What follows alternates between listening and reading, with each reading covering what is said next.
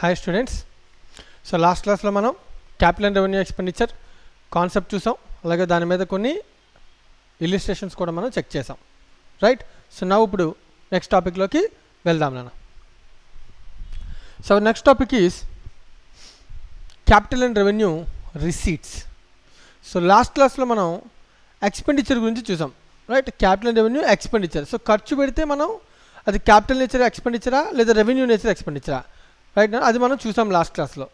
Revenue nature expenditure అంటే regular expenditure అవి ఉండాలి, రైట్? క్యాపిటల్ నేచర్ ఎక్స్పెండిచర్ అంటే కనుక one time expenditure, more than benefit more than 1 year, earning కెపాసిటీని create చేసేలా ఇంక్రీజ్ అయ్యేలాగా ఉంటే కనుక మనం దాన్ని క్యాపిటల్ ఎక్స్పెండిచర్ అంటామని. సో ఎర్నింగ్ కెపాసిటీని మెయింటైన్ చేసేలాగా ఏదైనా ఎక్స్పెండిచర్ ఖర్చు పెడితే సో దాన్ని మనం రెవెన్యూ ఎక్స్పెండిచర్ అంటామని. ఇది లాస్ట్ క్లాస్లో మనం డిస్కస్ చేసినటువంటి theory, right? Now we are going to discuss about the receipts.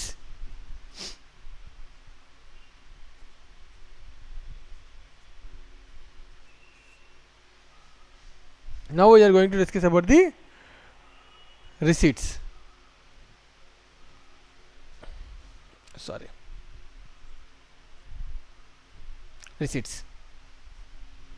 So receipts are again classified into two categories. Receipts are of two types. Receipts are of two types. One is capital receipt. Second one is revenue receipt.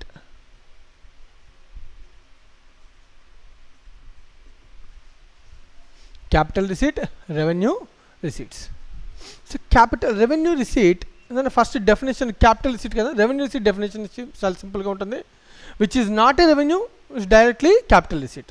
So ఇప్పుడు మనకి వస్తున్న వాటి గురించి మన బిజినెస్కి receive అవుతున్న వాటి గురించి మనం మాట్లాడాలి. బిజినెస్కి మనీ ఎవరు ఇన్వెస్ట్ చేయొచ్చు, ఎవరు డబ్బులు ఇవ్వచ్చు, రైట్ అన్న? సో ఫస్ట్ అది జనరల్గా మనం డిస్కస్ చేద్దాం. ఒక బిజినెస్కి జాగ్రత్తగా వచ్చారు, ఒక ఆర్గనైజేషన్కి, ఒక business ఆర్గనైజేషన్కి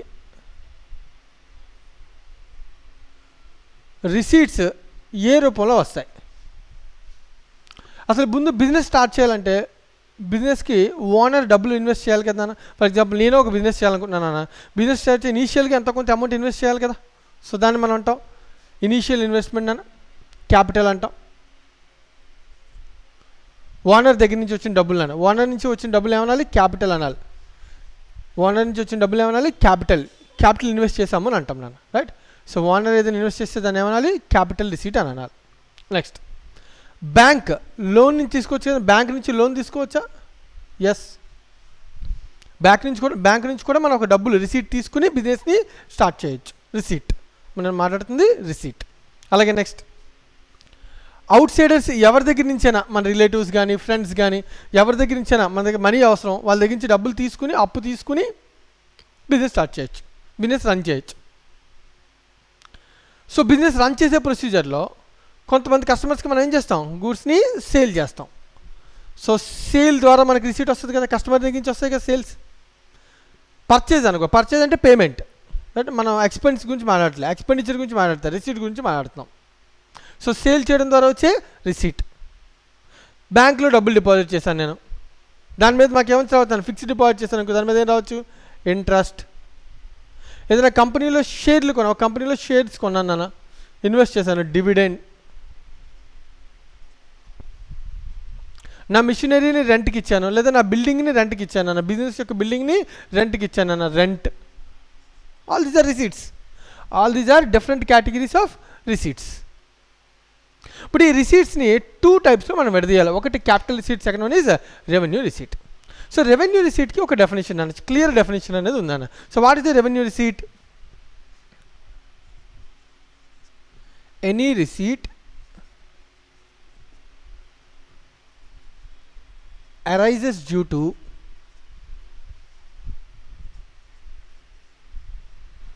normal course of business. Normal course of business. Any receipt arises due to normal course of business. So normal business activity ద్వారా మనకి రిసీట్ వస్తే that is a revenue receipt. So normal business యాక్టివిటీలో వచ్చేదేనా? Sales, business interest, dividend, rent.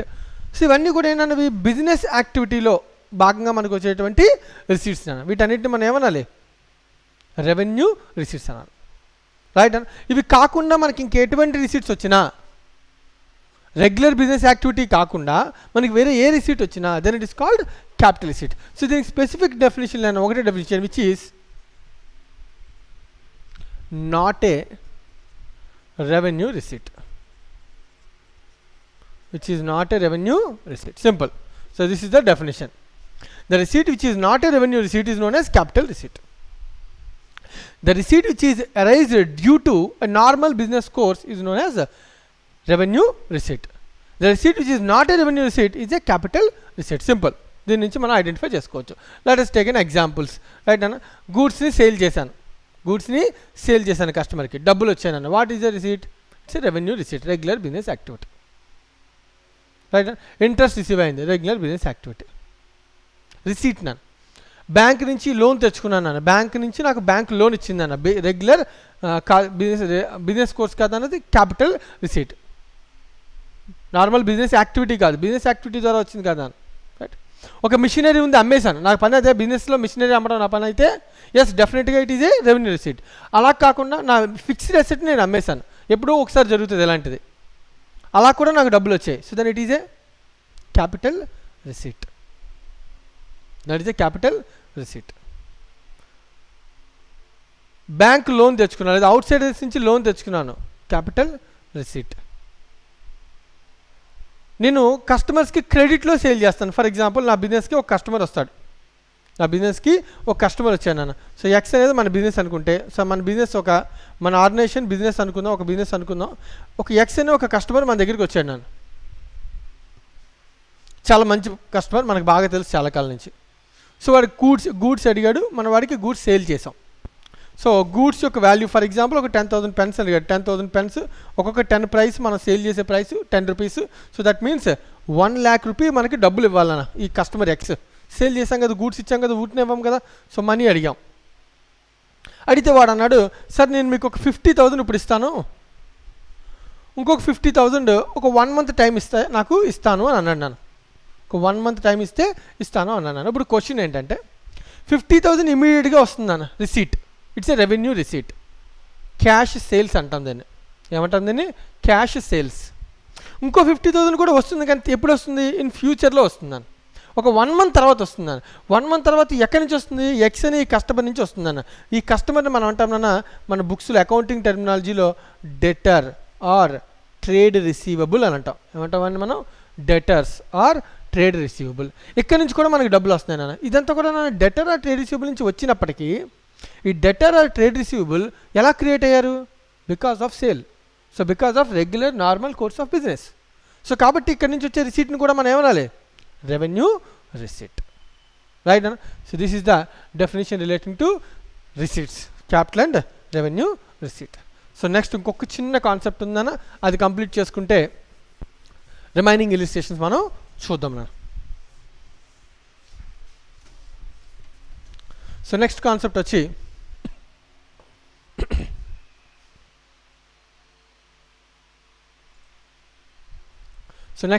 నాన్న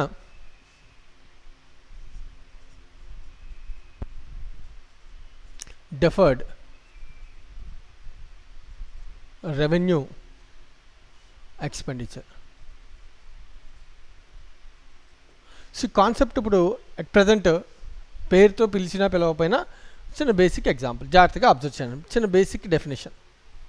first of all దీనిలో ఒక word ఉందన్న, revenue expenditure. So revenue expenditure యొక్క definition. So maintaining the earning, maintaining the earning, regular expenditure. So మనం దాన్ని ఏమంటాం? రెవెన్యూ ఎక్స్పెండిచర్ అంటాం. ఆల్రెడీ మనం రెవెన్యూ ఎక్స్పెండిచర్ డెఫినేషన్ ఇంతకుముందు మా క్లాస్లో మనం డిస్కస్ చేసాం. అయితే ఇప్పుడు రెవెన్యూ ఎక్స్పెండిచర్ నన్ను ఏమవుతుందంటే డిఫర్ అవుతుందన్న, పోస్ట్ పోన్ అవుతుంది. ఒక ఎక్స్పెండిచర్ రెవెన్యూ నేచర్ అయ్యి ఉండి, సో ఎక్స్పెండిచర్ ఏ నేచర్ అయి ఉండాలన్నా జాగ్రత్తగా అబ్జర్వ్ చేయాలి. ఏం చెప్తాను డెఫినేషన్? ఒక ఎక్స్పెండిచర్ రెవెన్యూ నేచర్ అయ్యి benefit more than 1 accounting period ఉంటే కనుక ఒక ఎక్స్పెండిచర్ రెవెన్యూ నేచర్ అవ్వాలి. జనరల్గా రెవెన్యూ నేచర్ ఎక్స్పెండిచర్ అయితే దాని benefit more than 1 accounting period ఉండదు. So more than 1 accounting period benefit వస్తే మనం ఎక్స్పెండిచర్ ఏమంటాం, యాక్చువల్గా క్యాపిటల్ ఎక్స్పెండిచర్ అంటాం. కానీ ఇప్పుడు వాడు ఏం చెప్తున్నాడు, ఎక్స్పెండిచర్ రెవెన్యూ నేచర్ అయి ఉంటుంది కానీ బెనిఫిట్ మాత్రం మోర్ దాన్ 1 అకౌంటింగ్ పీరియడ్ ఉంటుంది. రెండోది నన్ను జాగ్రత్తగా అబ్జర్వ్ చేయాలి. రెండో కండిషను ఐదర్ ఇదేనా అయి ఉండొచ్చు, లేదా ఇంకొకటి amount is more, the magnitude of the amount is more. So రెండు రీజన్స్ నా ఎక్స్పెండిచర్ వాల్యూ వర్త్ ఎక్కువ, అలాగే benefit more than 1 accounting period ఉన్నప్పుడు, ఈ రెండు రీజన్స్లో ఏదైనా రీజన్ ఉన్నప్పుడు ఆ ఎక్స్పెండిచర్ మనం రెవెన్యూ నేచర్ అయినప్పటికీ దాన్ని మనం ఏం చేస్తామంటే డిఫర్ చేస్తాం. అంటే ఒకే పీరియడ్లో క్లోజ్ చేయకుండా, ఒకే పీరియడ్లో ఎక్స్పెండిచర్ చూపించకుండా కొన్ని పీరియడ్స్ మనం దాన్ని పోస్ట్పోన్ చేస్తానన్న. పోస్ట్పోన్ కూడా కాదు, కొన్ని డిఫర్ చేస్తాం. రైట్, ఈ డిఫర్మెంట్ ఉంటుంది కాబట్టి ఎక్స్పెండిచర్ మనం ఏమనాలి, డిఫర్డ్ రెవెన్యూ ఎక్స్పెండిచర్ అన్నారు. సో అది ఎలా పోస్ట్పోన్ చేస్తాం ఏంటి, సో జాగ్రత్తగా అబ్జర్వ్ చేయను. For example advertisement. రైట్, ఒక ఆర్గనైజేషను ఒక అడ్వర్టైజ్మెంట్ కోసం 1 crore ఖర్చు పెట్టిందాను. 1 crore. ఫర్ ఎగ్జాంపుల్ అప్పట్లో మనం బాగా నా చిన్నప్పుడైతే కనుక నిర్మా వాషింగ్ పౌడర్ నిర్మా అనే ఒక కాన్సెప్ట్, తక్కువ కాస్ట్కి వాషింగ్ పౌడర్ని ప్రిపేర్ చేసి సేల్ చేశారు, చాలా తక్కువ కాస్ట్. దానికోసం ఒక మంచి అడ్వర్టైజ్మెంట్ సాంగ్ కూడా వచ్చేది, వాషింగ్ పౌడర్ నిర్మా అని. ఈ సాంగ్ కొన్ని కోట్లు ఖర్చు పెట్టి అడ్వర్టైజ్మెంట్ చేశారు. ఖర్చు అయిపోయింది, అడ్వర్టైజ్మెంట్ అయిపోయింది అని, కానీ స్టిల్ ఇంకా చాలామంది పిల్లలు అదేదో రెగ్యులర్ సినిమా సాంగ్ లాగా పాడుకుంటూ ఉంటారు, రెగ్యులర్ సినిమా లాగా. దీన్ని అబ్జర్వ్ చేస్తే the magnitude of the expenditure amount is more higher as well as the benefit for more than 1 account period. The advertisement benefit is more than 1 account period. నేను advertisement ఒకసారి చేస్తే ఆ ఇయర్తో close అయిపోతుంది advertisement. The benefit is more than 1 accounting period, but the nature is revenue nature, business regular business nature advertisement. It's not a capital expenditure, A asset ఏమీ create అవ్వటం లేదు. Right, మరి ఇలాంటి సిచ్యువేషన్లో ఈ 1 crore ఒకేసారి మనం ఎక్స్పెండిచర్ కింద చూపించచ్చా అంటే కనుక లేదు, దాన్ని ఏం చేయొచ్చు అంట, డిఫర్ చేయొచ్చు. ఫర్ ఎగ్జాంపుల్ ఈ 1 crore మనం ఎస్టిమేట్ చేస్తామంట, దీని యొక్క లైఫ్, అడ్వర్టైజ్మెంట్ యొక్క లైఫ్ 5 years అనుకుందాం. అంటే అప్పుడు ఏం చేస్తాడు, each year 20 lakhs. So first year 20 lakhs expenditure కింద రాసుకుంటాడు రెవెన్యూ ఎక్స్పెండిచర్ కింద, సెకండ్ ఇయర్ ఒక 20, థర్డ్ ఇయర్ ఒక 20, ఫోర్త్ ఇయర్ ఒక 20, ఫిఫ్త్ ఇయర్ ఒక 20. So total 1 crore advertisement expenditure. So expenditure is 1 crore, కానీ దాన్ని ఏం చేస్తున్నాం మనం, ఎవ్రీ ఇయర్ దాన్ని ఏం చేస్తున్నాం, పోస్ట్పోన్ చేసుకుంటూ వెళ్తున్నాం. కొంత ఎక్స్పెండిచర్ని రైట్ ఆఫ్ చేసుకుంటూ వెళ్తున్నాం. సో అలా ప్రపోర్షనేట్గా కొంత అమౌంట్ని రైట్ ఆఫ్ చేసుకుంటూ వెళ్ళే విధానాన్ని మనం అంటామన్నా డిఫర్డ్ రెవెన్యూ ఎక్స్పెండిచర్ అంటాను. సో దీన్ని మనం ఏమంటామన్నా డిఫర్డ్ రెవెన్యూ ఎక్స్పెండిచర్. సో ఈ కాన్సెప్ట్ కూడా కొన్నిసార్లు మనకి క్వశ్చన్స్ రావచ్చు. లైక్ మనకి ఎక్స్పెండిచర్ నేచర్ చూస్తున్నప్పుడేమో రెవెన్యూ నేచర్ కనబడుతూ ఉంటుంది, కానీ మన ఇన్ఫర్మేషన్ క్లారిటీ చెప్పాలి క్వశ్చన్లో, it is a revenue expenditure but the benefit is more than 1 accounting period. So that's why the expenditure is postpone to more than 1 accounting period. Right, the amount is proportionately shown in the different accounting periods. Right, so దాన్ని మనం అంటాం ఏమని అంటాం, deferred revenue expenditure అని అంటాం. Right, and ఇంకా చాలా examples ఉంటాయి, like voluntary benefits, voluntary retirement. Right, మనం తీసుకుంటాం రిటైర్మెంట్లో ఎవరైనా ఒక ఎంప్లాయీ రిటైర్ అయ్యానుకున్న రిటైర్మెంట్ మనం పే చేయాలి, రిటైర్మెంట్ బెనిఫిట్స్ మనం పే చేయాలి, like gratuity, what it may be, retirement benefits, pensions. ఇవి అమౌంట్స్ కూడా చాలా ఎక్కువ ఉంటాయి, హ్యూజ్ అమౌంట్స్ ఉంటాయి. చాలా కాలం పాటు బిజినెస్లో ఆర్గనైజేషన్లో పనిచేసేందుకు మనం ఇచ్చేటువంటి బెనిఫిట్స్ అండి ఇవన్నీ రిటైర్మెంట్ బెనిఫిట్స్. మరి రిటైర్మెంట్ బెనిఫిట్స్ ఆర్గనైజేషన్కి చాలా ఖర్చు అవుతుంది కదా. ఫర్ ఎగ్జాంపుల్ ఒక ఆర్గనైజేషన్కి రిటైర్మెంట్ బెనిఫిట్స్ ఒక 10 lakhs వచ్చింది అనుకున్నాను. ఈ 10 lakhs తీసుకెళ్ళి P&L ఎక్స్పెండిచర్ అని చెప్పి నేను రెవెన్యూ ఎక్స్పెండిచర్ అని చెప్పి నేను రాసేసాను అనుకో, నేచర్ చూడడానికి రెవెన్యూలా ఉంటుంది, ఎందుకంటే ఎటువంటి అసెట్ మనకి క్రియేట్ అవ్వటం లేదు. మరి చూడడానికి నేచర్ ఆఫ్ ఎక్స్పెండిచర్ ఏమో రెవెన్యూలా ఉంది, కానీ దాని benefit more than 1 account period, చాలా కాలం నుంచి ఆ బెనిఫిట్ ఉంది. అమౌంట్ వచ్చి huge amount, large amount, magnitude is very high. So in such case the expenditure should be deferred. The expenditure should be deferred కదా. సో ఇలా డిఫర్ చేయాలి ఎక్స్పెండిచర్ని. అంటే నా 10 lakhs నేను ఏం చేయాలి, సమ్ పీరియడ్ ప్రపోర్షనేట్గా ఎక్స్పెండిచర్ కింద చూపించుకోవాలి, ఒకేసారి కాదు. సరే ప్రపోర్షనేట్గా ఎలా అకౌంట్ ఫర్ చేయాలి, మన అకౌంటింగ్ గురించి తర్వాత డిస్కస్ చేద్దాం నేను, ఇప్పుడు కాదు నెక్స్ట్ క్లాస్లో అప్పుడు మనం చూద్దాం. సో ఇలా మనం డిఫర్ చేయడాన్ని, ఒక రెవెన్యూ ఎక్స్పెండిచర్ని డిఫర్ చేయడాన్ని మనం అంటానన్నా డిఫర్డ్ రెవెన్యూ ఎక్స్పెండిచర్ అంటాం. క్యాపిటల్ ఎక్స్పెండిచర్ ఆల్రెడీ డిఫర్ అవుద్ది, అంతే కదా. ఫర్ ఎగ్జాంపుల్ ఒక బెంచ్ కొన్నాను అనుకో, ఈ బెంచ్ యొక్క వర్త్ 1 year కాదు కదా, బెంచ్ యొక్క లైఫ్ మోర్ దాన్ 1 year ఉంటేనే దాన్ని మనం ఏమంటాం, క్యాపిటల్ ఎక్స్పెండిచర్ అంటాం.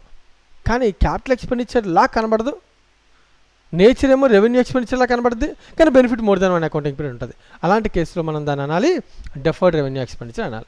ఇలాంటివి మనకి చాలా విషయాలు ఉంటాయన్న. సో ఇన్ ఫ్యూచర్లో మనం అకౌంటింగ్ నెమ్మదిగా టెర్మినాలజీ ఒక్కొక్కటి నేర్చుకునే ప్రొసీజర్లో ఇవన్నీ కూడా మీరు తెలుసుకుంటారు. సో నెమ్మదిగా ఒక్కొక్క క్లాస్లో కొన్ని టర్మ్స్ అనేవి తెలుసుకుంటారు. ఇవి బేసిక్గా నీకు అర్థం అవడం కోసం మనం తీసుకున్నటువంటి టర్మ్స్, రైట్. సో దీంతో మనకి the concept of expenditure, capital expenditure, revenue expenditure, and the concept of receipt, 2 categories, capital receipt and revenue receipt, and as well as another concept it is deferred revenue expenditure. So total 5 concepts మనకి complete అయినాయి నాన్న. So మనం దానిలో already illustration number 1 and 2 complete చేసాం. Now we will complete illustration number 3, 4, 5 and 6. ఈ 4 illustrations కూడా మనం complete చేస్తే దాని ఆటోమేటిక్గా మనకి ఏమవుతుందన్న, ఈ యూనిట్ అనేది కంప్లీట్ అయిపోతుంది. So let us start the illustration number 3. Right, చాలా ఈజీ నాన్న. రెగ్యులర్ థింగ్స్ ఏమైనా ఉంటే దీనిలో రిసీట్ ఉండొచ్చు, ఎక్స్పెండిచర్ ఉండొచ్చు. ఈ ఇలిస్ట్రేషన్స్లో రిసీట్ ఉండొచ్చు, ఎక్స్పెండిచర్ ఉండొచ్చు. సో వాడు ఏమడిగితే అది మనం క్లారిఫై చేయడానికి ట్రై చేయాలి. So illustration number 3,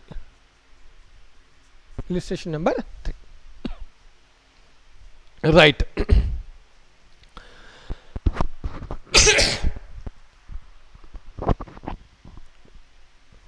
good pictures limited construct a cinema house and incurs the following expenditure during the first year ending on 31st March 2020. The second hand furniture worth 9,000 was purchased and repainting of the furniture cost 1,000. The furniture was installed by own workmen, wages of being 200. So ఒక asset furniture కొన్నాం నాన్న 9,000, దాన్ని మళ్ళీ repaint చేసాం నాన్న. So కొత్తగా కొనేటప్పుడు before put to use a expenditure ఖర్చు పెట్టి, it is a capital expenditure. మనం ఆల్రెడీ దీన్ని డిస్కస్ చేసాం. So then what is the total capital expenditure in this case? Point number 1, that is furniture, second hand furniture cost 9,000 plus repainting cost 1,000 plus installation wages, labor కి దాన్ని fix చేయడం కోసం pay చేసిన wages 200. So total 10,200. దీని అంతటిని ఏమనాలి ఇప్పుడు? 10,200 expenditure, different items అయినాయి, కానీ ఇవన్నీ ఒకటే ఎక్స్పెండిచర్ అని. ఇదంతా కూడా దేనికోసం నాన్న? మిషనరీని యూజ్ చేయడం కోసం బిఫోర్ పుట్ యూజ్ జరిగింది. సో ఈ 10,200 ఏమనాలి? ఫర్నిచర్ అనే అనాలి. సార్ రీపెయింటింగ్ అనకూడదు. సార్ వేజెస్ అనకూడదు. వేజెస్ రీపెయింటింగ్ అనాలంటే అసెట్ ఆల్రెడీ యూజ్లో ఉండి తర్వాత ఏమైనా రిపేర్ చేయించాను లేదా పెయింట్ వేయించాను, అది రెగ్యులర్ కెపాసిటీని మెయింటైన్ చేయడానికి తర్వాత అయ్యే ఖర్చు ఏదైనా మనం రెవెన్యూ ఎక్స్పెండిచర్ అనొచ్చు. అప్పుడు దాని ఎక్స్పెండిచర్ నేమ్ చూపించవచ్చు. కానీ ఇలా one time expenditure, first initial స్టేజ్లో అయ్యే expenditure, before put to use ఏదైనా అది అసెట్ కింద మాట్లాడాలి, because it is a capital expenditure. So పేర్లు డిఫరెంట్ ఉన్నాయి కదా, పేర్లు కూడా అకౌంటింగ్లో చూపించకూడదు, అన్నీ ఒకటే పేరు. ఏంటది? ఫర్నిచర్. నరేషన్లో చూపించుకోవచ్చు, నరేషన్లో ఎక్స్ప్లెయిన్ చేసుకోవచ్చు. This 10,200 includes the second hand cost, repainting cost, wages cost. The total expenditure incurred before put to use of the asset is 10,200. The furniture cost is 10,200. Right now, point number 2. Expenses in connection with obtaining a license running the cinema worth rupees 20,000. During the course of the year, cinema company was fined 1,000 for contravening rules. Renewal fee 2,000 for the next year also paid. So దీనిలో 3 విషయాలు ఉన్నాయి నన్ను. ఒకటి, లైసెన్స్ని run చేసుకోవడం తీసుకుంటే it should be capitalise. అది already previous ఇలిస్ట్రేషన్స్లో కూడా మనం చూసాం. లైసెన్స్ అనేది ఇనీషియల్గా సినిమా స్టార్ట్ అవ్వడానికి మనం తీసుకున్నటువంటి initial expenditure, capital expenditure, benefit more than 1 account, intangible, డైరెక్ట్గా కనబడుతుందంటే పేపర్ మీద ఉంటుంది. అండ్ అలాగే నెక్స్ట్, డ్యూరింగ్ ది ఇయర్లో, ఇనీషియల్గా కాదు, ఇయర్లో కంపెనీ మీద దాని మీద ఫైన్, సినిమా కంపెనీ మీద ఫైన్ వేశారు నాన్న. సో ఫైన్ అనేది రెవెన్యూ నేచర్, లాస్. అలాగే రెన్యువల్ ఫీ, మనం సేమ్ స్టేటస్ మెయింటైన్ చేయడానికి రెన్యువల్ చేయించాం ఎవ్రీ ఇయర్, సేమ్ ప్రొసీజర్ ఉండడం కోసం, వన్ టైం ఇనీషియల్ ఇన్వెస్ట్మెంట్ కాదు. సో కాబట్టి దీన్ని ఏమనాలి? Revenue nature. సో ఇవి 2 రెవెన్యూ నేచర్ అన్న. ఫస్ట్ వన్ ఏంటన్నా 20,000 అనేది క్యాపిటల్ ఎక్స్పెండిచర్.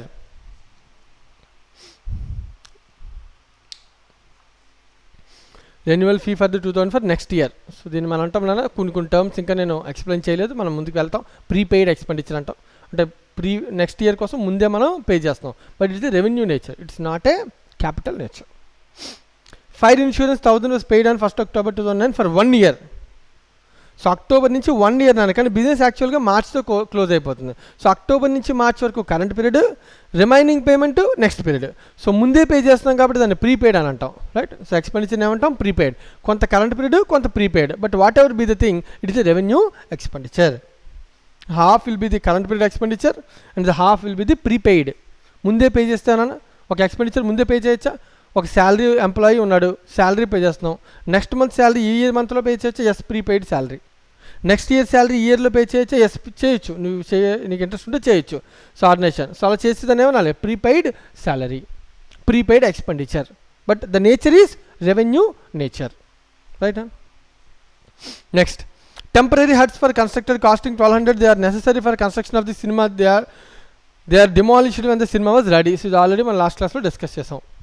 హట్స్ టెంపరీగా ఏది ఖర్చు పెట్టినా before put to use of the asset, కాబట్టి దీని ఏమనాలి, capital expenditure. This is the illustration number 3. So already same model. ఇదంతా దీనిలో ఎక్కడ రిసీట్ లేదన్నా, కేవలం అంతా కూడా ఏంటన్నది payments, right. Over. Illustration number 4. Illustration number 4. State with reasons how would you classify the following items of expenditure. First one, overhauling expense of 25,000 for the engine motor car to get a better fuel efficiency. Better fuel efficiency. So వర్డింగ్లో అర్థమవుతున్నా, better ఉండాలి అంటే దాని అర్థం నా fuel efficiency పెరుగుతుంది కదా, అంటే నేను పెట్టిన ఖర్చు వల్ల నా increase in revenue earning capacity పెరుగుతుంది అని ఏమనాలి, క్యాపిటల్ ఎక్స్పెండిచర్ అని అన్నాను. సో కాబట్టి దీన్ని మనం ఏమనాలి, క్యాపిటల్ ఎక్స్పెండిచర్ అనాలి. Inauguration expenses 25 lakhs incurred in opening the new branch unit in existing business. Business ఎగ్జిస్టింగే, ఒక కొత్త బ్రాంచ్ స్టార్ట్ చేస్తున్నాం, దానికి ఇనాగరేషన్ ఖర్చు పెట్టాం నాన్న. ఇప్పుడు క్వశ్చన్ ఏంటంటే, ఇనాగరేషన్ వల్ల benefit more than 1 accounting period ఉంటుంది, కానీ అది అసెట్ క్రియేట్ అవుతుందా? దానివల్ల రెగ్యులర్ బిజినెస్ ఎర్నింగ్ ఏమైనా పెరిగిపోతుందా అంటే లేదు, రెగ్యులర్. కానీ అమౌంట్ ఆఫ్ నేచర్ ఎక్స్పెండిచర్ పెద్దది, huge amount, revenue nature, more than 1 year benefit, but it is not in a capital nature. In such case it is referred as deferred revenue expenditure. మనం already దీన్ని discuss చేస్తాం ఇందాక. So inauguration expenses are return of over the more than 1 accounting period. It is known as deferred revenue expenditure. Compensation of 2.5 crores paid to workers who opted for voluntary retirement. Same point నన్ను, voluntary retirement వెళ్ళినందుకు వాళ్ళకి compensation pay చేస్తున్నాం, దీనివల్ల మనకి ఏ asset create అవ్వట్లేదు, కానీ ఇది amount పెద్దది. So అప్పుడు మనం దీన్ని ఏం చేయాలి, డిఫర్ చేస్తాం. నేచర్ రెవెన్యూ ఎక్స్పెండిచరే, కానీ దాన్ని ఏం చేస్తాం, ప్రపోర్షనేట్గా ఎక్స్పెండిచర్ కింద బుక్స్లో చూపిస్తాం.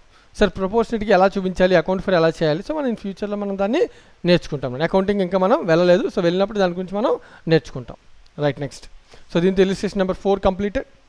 Next illustration number 5. Classify the following expenditure and receipts as a capital or revenue. ఇక్కడ రిసీట్ కూడా ఉందంటే చెక్ చేద్దాం. 10,000 spent as a travelling expense of the directors of the trip abroad for purchase of the capital asset. ఒక asset కొనడం కోసం వేరే కంట్రీలో దొరుకుతుందని అసెట్, అక్కడికి డైరెక్టర్ ట్రావెల్ చేశాడు. ఇప్పుడు ఈ ట్రావెలింగ్ ఎక్స్పెండిచర్ రెవెన్యూ నేచరా క్యాపిటల్ నేచరా అంటే దేనికోసం చేశారు, పర్పస్. కన్సిడరేషన్స్లో ఒకటి నేర్చుకున్నాం, purpose. The purpose of the expenditure is for the purchase of the asset. So asset కొనడానికి బిఫోర్ పుట్ యూజ్ నువ్వు any expenditure incurred, a expenditure incur అయినా then it is called capital expenditure. So point number 1 is capital expenditure. Second one, amount received from trade receivables during the year. Amount received from trade receivables. Trade receivable అంటే ఎవరు, customer, debtor. So business regular business activity నుంచి వచ్చే డబ్బులు, so దీన్ని ఏమనాలి, revenue receipt. Amount spent on demolition of the building to construct a bigger building. పెద్దది కట్టడం కోసం ఆల్రెడీ ఉన్న బిల్డింగ్ని కూల్ చేసాం, సో కొత్తది కన్స్ట్రక్ట్ చేయడం కోసం ఇది చేసాం, పర్పస్ ఇదే. So any expenditure incurred before put to use is a capital expenditure. Insurance claim received on account of machinery damaged by fire.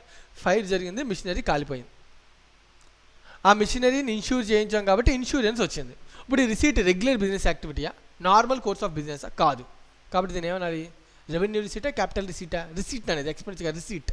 Insurance claim is a receipt. So దీన్ని capital receipt అనాలా, revenue receipt అనాలా? So it is a capital receipt because it is a machinery, it is not a regular course of business, right. So ఇది illustration number 5. Last and final illustration number 6. Or the following expenditure capital in nature. మళ్ళీ ఎక్స్పెండిచర్కి వచ్చాను, ఒకటే receipt మీదకి వస్తుంది. So ఇది కూడా capital expenditure. Capital అవునా కాదా అని అడుగుతున్నాను నేను. Messrs ABC and co run a restaurant. They renovate some of the old cabins renovate చేస్తున్నారు. Because of this renovation some space was made free. మళ్ళీ ఒకసారి, ఒక రెస్టారెంట్ రన్ చేస్తున్నారు, దాన్ని రెనోవేట్ చేశారు. రెనోవేట్ చేయడం వల్ల సమ్ స్పేస్ ఖాళీ వచ్చిందంట. And number of cabins are increase from 10 to 13. So ఈ రెనోవేషన్ వల్ల జనరల్గా రెనోవేట్ చేయించాను అన్న. ఫర్ ఎగ్జాంపుల్, ఈ బిల్డింగ్ ఉంది, ఇది ఎగ్జిస్టింగ్గా నేను వాడుతున్నాను. ఈ బిల్డింగ్లో పెయింట్ వేసాను, దీనివల్ల ఎర్నింగ్ కెపాసిటీ అనేది పెరుగుతుందా? పెరగదు. సో అది రెవెన్యూ నేచర్, రైట్ అన్న. ఏసీ ఉంది, లోపల ఏదో చిన్న పార్ట్ పోయింది, పార్ట్ రీప్లేస్ చేశాను. ఏం నేచర్? Revenue nature. ఎందుకని? దానివల్ల నాకు ఏసీ యొక్క ఎర్నింగ్ కెపాసిటీ ఏమి, ఏసీ యొక్క ఎఫిషియన్సీ ఏమి పెరగట్లేదు. కానీ ఇక్కడ అలా కాదు. ఇక్కడ నువ్వు ఖర్చు పెట్టినట్టు రెనోవేషన్ ఎక్స్పెండిచర్ వల్ల నా seating capacity cabin capacity 10 to 13 పెరిగిందన్న. 3 cabins అంటే క్యాబిన్ పెరిగితే ఆటోమేటిక్గా నా రెవెన్యూ జనరేషన్ కూడా ఏమవుతుంది? పెరుగుతుంది. సో కాబట్టి ఈ నేచర్ ఆఫ్ ఎక్స్పెండిచర్ ఏమనాలి? క్యాపిటల్ ఎక్స్పెండిచర్ అనాలి. నా increase in revenue earning capacity ఉంటే కనుక ఎక్స్పెండిచర్ ఏమనాలి? క్యాపిటల్ ఎక్స్పెండిచర్ అనాలి. అంటే ఇప్పుడు ఈ రెనోవేషన్ ఎక్స్పెన్స్ని కాస్ట్కి పేరు ఏమని పెట్టుకోవాలి? ఎక్స్పెండిచర్ అన్న ఏంటంటే క్యాబిన్ కాస్ట్, ఫర్నిచర్ కాస్ట్ అని అనాలి. మనం క్యాపిటలైజ్ చేయాలి, అంటే అసెట్ కింద చూపించుకోవాలి. అంతేగాని ఒక ఎక్స్పెండిచర్ కింద దాన్ని చూపించకూడదు. క్యాపిటల్ నేచర్ ఎక్స్పెండిచర్ అని అంటాం, right. Second one, Messrs New Delhi financing company sold certain goods on installment basis. 5 customers did not pay the installments. To recover such outstanding installments, firm spent 10,000 account of legal expense. మన business యాక్టివిటీలో డబ్బులు అన్ని సంపాదించి మనం sale చేసాము, ఆ డబ్బులు recovery కోసం business ఖర్చు పెట్టింది. These are all business expenditure, that is revenue nature expenditure. Messrs Ballam and co Delhi purchase the machinery from Messrs Shah and co of Ahmedabad. Messrs Ballam and co spent 40,000 for transportation of such machinery ఎక్కడో కొన్నామన్నా, దాన్ని అక్కడి నుంచి ఇక్కడికి తీసుకురావడానికి transportation 40,000 అయిందన్న. So ఇప్పుడు మనం దీన్ని ఎలా అకౌంట్ ఫర్ చేయాలని అడుగుతున్నాను. సో ట్రాన్స్పోర్టేషన్ ఎక్స్పెండిచర్ మామూలుగా రెవెన్యూ నేచరే, కానీ దేనికోసం అయింది? ఎసెట్ని అక్కడి నుంచి ఇక్కడికి ట్రాన్స్పోర్ట్ చేయాలి. అంటే before put to use of the asset కొన్నాం, మన ప్లేస్లో దాన్ని పుట్ టు యూజ్ చేయడం కోసం నువ్వు ఏదైనా ఖర్చు పెట్టు, ట్రాన్స్పోర్టేషన్ ఖర్చు పెట్టు, ఇన్స్టాలేషన్ ఖర్చు పెట్టు, ఎరెక్షన్ ఖర్చు పెట్టు, ఇందాక మనం చూసాం పెయింటింగ్ ఖర్చు పెట్టు, what ever be the expenditure incurred before put to use is a capital expenditure. So it is a capital expenditure. So దీంతో మనకి ఇలిస్ట్రేషన్ నెంబర్ 6 కూడా కంప్లీట్ అయిపోయిందన్న. సో దీంతో యూనిట్ నెంబర్ 4 కదా, 4 క్యాపిటల్ అండ్ రెవెన్యూ ఎక్స్పెండిచర్ అనే టాపిక్ పూర్తిగా complete అయిపోయింది. సో నెక్స్ట్ క్లాస్లో మనం అకౌంటింగ్ కాన్సెప్ట్స్ అనేది చూద్దాం, right. Thank you very much.